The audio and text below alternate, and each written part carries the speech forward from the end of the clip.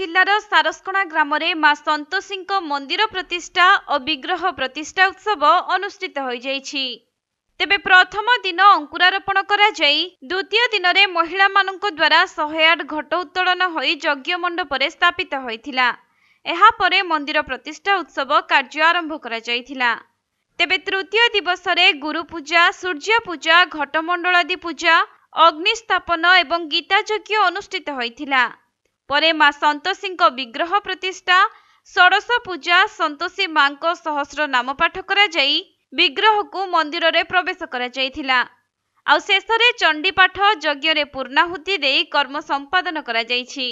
एथिरे विज्ञ पंडित मानक द्वारा विभिन्न होमयज्ञ करा जाइथिबा बेले मंदिरर परिचालना कमिटीर सभ्यवृंद और आनंद साहूଙ୍କ सहधर्मिणी सुलोचना साहू यज्ञ कार्य संपादन करथिले।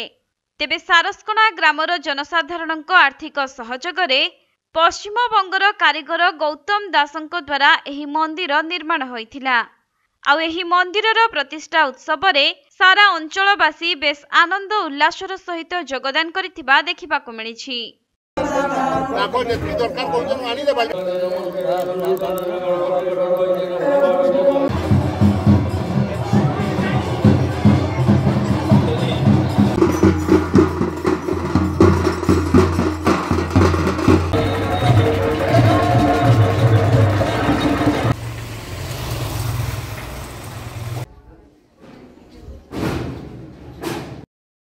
मयूरभंज जिला सारस्कणारू तपन कुमार दंडपाटଙ୍କ रिपोर्ट, कोणार्क लाइव।